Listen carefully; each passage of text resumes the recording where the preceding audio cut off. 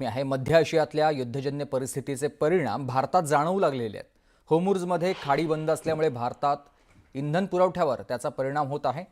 LPG गॅसचा पुरवठा सुरळीत राहावा यासाठी पेट्रोलियम कंपन्यांकडून पुरवठा मर्यादित करण्यात आलेला आहे। कंपनीकडून व्यावसायिक एलपीजी सिलेंडरची नवी बुकिंग घेऊ नये अशी सूचना गॅस एजन्सीला देण्यात आल्याची माहिती मिळते। पुण्यातल्या शिक्रापूर आणि चाकणमधल्या पेट्रोल कंपनीच्या प्लांट बाहेरच कालपासून व्यावसायिक सिलेंडर वाहतूक करणाऱ्या वाहनांच्या रांगा लागलेल्या आहेत। तर दुसरीकडे घरगुती सिलेंडरची नवी बुकिंग 21 दिवसानंतरच करता येणार आहे। नागपूरसह विदर्भातील सर्व गॅस सिलेंडरला आणि डीलर्सला इंडियन ऑइलनं सूचना दिलेल्या आहेत। नागपूरमध्ये तर गो गॅस कंपनीच्या पंपावर एलपीजी गॅसच्या दरात वाढ झालेली आहे। पुरवठा मर्यादित होत असल्यामुळेच 8 रुपयांची वाढ एलपीजी गॅसच्या दरात करण्यात आली आहे। गुरुवारी 56 रुपयांनी विकला जाणारा एलपीजी गॅस आज 64 रुपये 98 पैशांनी विकला जातोय।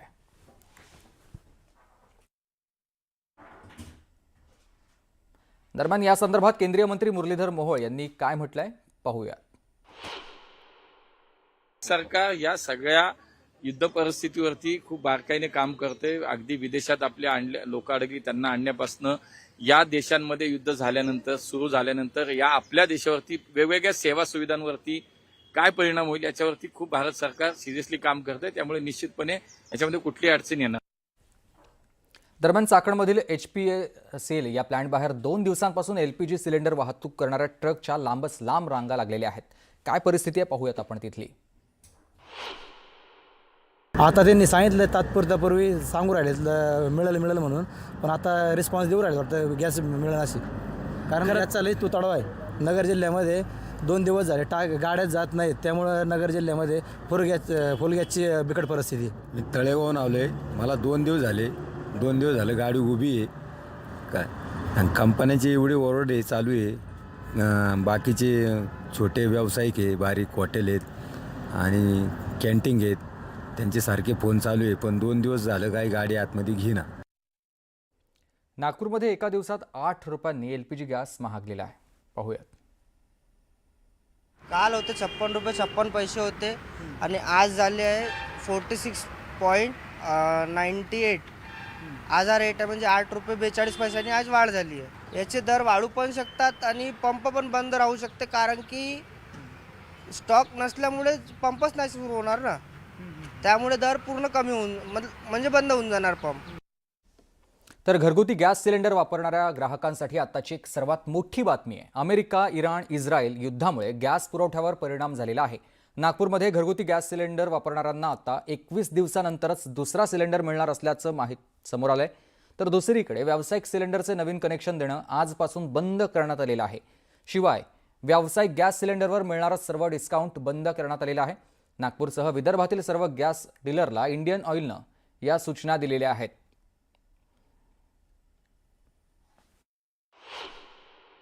नियम बदल केला आहे की व्यावसायिकचे सिलेंडर आहे 19 kg, त्याच्यामध्ये कमिशन मिळणार नाही आणि नवीन कनेक्शनही मिळणार नाही। तसंच घरगुती जे सिलेंडर आहे 14.2 kg, त्याच्यामध्ये जे सिलेंडर आपण आज बुक करत होतो, पुन्हा 15 दिवसांनी बुक होत होतं, पुन्हा सिलेंडर मिळत होतं, महिन्यातून 2 सिलेंडर घेऊ शकत होतो। आता त्याच्यामध्येही बंधन केलं आहे की एक सिलेंडर घेतल्यानंतर 21 दिवसानंतरच दुसरं सिलेंडर मिळेल, त्याच्या अगोदर मिळणार नाही। हा बदल करण्यात आलेला आहे। अमेरिका, इस्रायलच्या इराणवरील हल्ल्यानंतर इंधन तुटवड्याची भीती वाढली आहे। त्यामुळे गॅस कंपन्यांनी घरगुती सिलेंडरला प्राधान्य दिलं असून व्यावसायिक गॅस सिलेंडरचा पुरवठा तात्पुरता थांबवण्यात आलेला आहे। यामुळे व्यावसायिकांपुढे आता अडचणी निर्माण झालेल्या आहेत।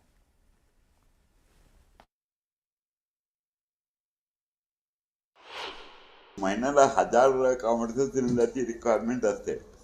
आता जे कंपनीकडनं इंडिकेशन वर्बली मिळाले की ते आम्हाला कॉमर्शियल सिलेंडर देणार नाही।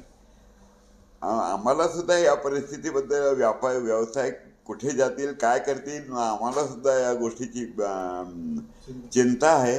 पण मला वाटतं व्यापाऱ्यांना सुद्धा याचा अल्टरनेटिव्ह शोधावा लागेल।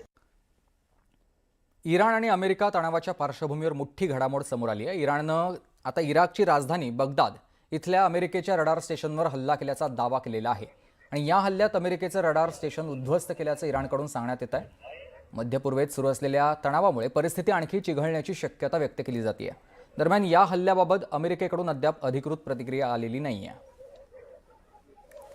मध्य पूर्वेत तणाव आणखी वाढल्याचं चित्र सध्या समोर आलंय. इराणनं फिलिस्तिनीवर अनेक क्षेपणास्त्र डागल्याचा दावा केलेला आहे आणि या हल्ल्यामुळे मोठं नुकसान झाल्याचंही सांगितलं जात आहे.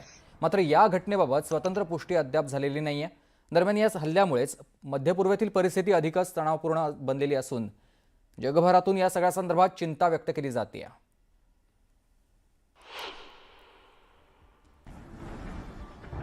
इराकमधील इरबिल शहरात ड्रोन हल्ल्याची मोठी घटना घडलेली आपण बघतोय. इराणनं ड्रोनच्या माध्यमातून एका हॉटेलवर हल्ला केल्याचा दावा केलेला आहे.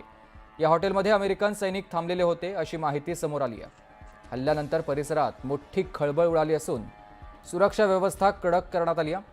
दरम्यान या घटनेबाबत अधिकृत तपशील अद्याप स्पष्ट झालेला नाहीये. इराण, इस्रायल आणि अमेरिका यांच्यात सुरू असलेल्या युद्धामुळे होर्मुझच्या समुद्रधुनीमध्ये तणाव वाढलेला आहे. होर्मुझच्या समुद्रधुनीमध्ये एका तेल टँकरनं भरलेल्या जहाजाला लक्ष्य करण्यात आलंय. ड्रोन हल्ल्यानंतर जहाजात मोठी आग लागली. 2 ड्रोन हल्ल्यानंतर जहाजालाही आग लागलेली आहे असा दावा इराणच्या रिव्हॉल्युशनरी गार्ड्सनं केलेला आहे आणि यामुळे युद्धामुळेच हजारो जहाजं होर्मुझच्या समुद्रधुनीत अडकलेली आहेत.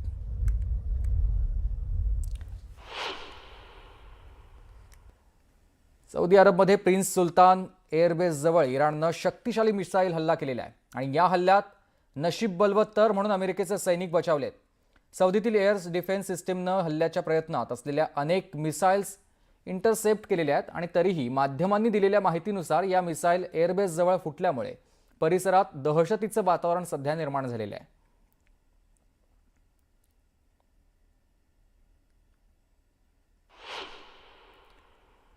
दरम्यान इस्रायल सैन्याने इराणवर झालेल्या हवाई हल्ल्याचा एक व्हिडिओ शेअर केलाय ज्यामध्ये एक इस्रायलचा पायलट इराणवर हल्ला करताना दिसून येतोय. आयातुल्ला अली खमेनींच्या मृत्यूपासून इस्रायल आणि इराणमधील युद्ध अधिक तीव्र झालंय.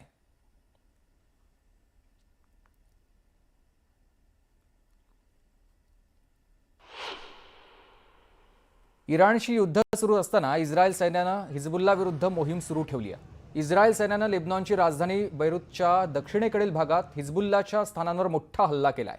हल्ल्यांमुळे झालेल्या प्रचंड स्फोटामुळे लेबनॉनच्या आकाशात सर्व धुराचे लोट पसरल्याचं दिसतंय आणि यापूर्वी इस्रायलनं दक्षिण बैरूत रिकामं करण्याचे आदेश जारी केलेले होते.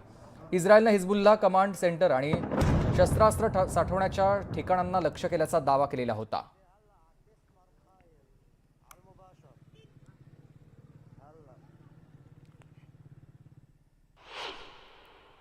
इराण अमेरिका इस्रायल संघर्षाच्या पहिल्याच दिवशी काही धक्कादायक दृश्य समोर आलेली आहेत. इराणमधील कझविन या शहरात एका शाळेजवळ क्षेपणास्त्र हल्ला झाल्याचा सीसीटीव्ही व्हिडिओ समोर आलाय आणि या व्हिडिओमध्ये क्षेपणास्त्र शाळेजवळ कोसळलाय. दरम्यान दक्षिण इराणमधील मिनाब या शहरात देखील शाळेजवळ क्षेपणास्त्र हल्ला झाल्याची माहिती समोर आली आहे. या हल्ल्यात 150हून अधिक मुलांचा मृत्यू झाल्याचा दावा काही माध्यमांनी केलाय आणि हा हल्ला अमेरिकन सैन्यानं केल्याचंही वृत्त आहे. मात्र याबाबत इराणकडून अद्याप अधिकृत दुजोरा दिलेला नाहीये.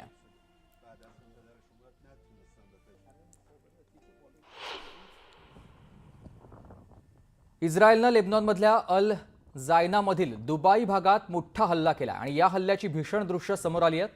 दरम्यान हा हल्ला करण्यापूर्वी कुठलीही पूर्वकल्पना देण्यात आली नव्हती अशी माहिती मिळते.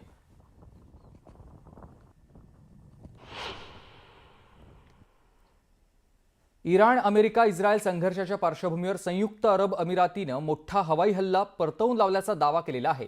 यूएईच्या हवाई संरक्षण यंत्रणेनं इराणकडून डागण्यात आलेले 109 हल्लेखोर ड्रोन आणि 9 क्षेपणास्त्र पाडल्याचं सांगितलंय. हे ड्रोन आणि क्षेपणास्त्र यूएईच्या महत्त्वाच्या ठिकाणांना लक्ष्य करत असल्याचंही सांगण्यात आलंय.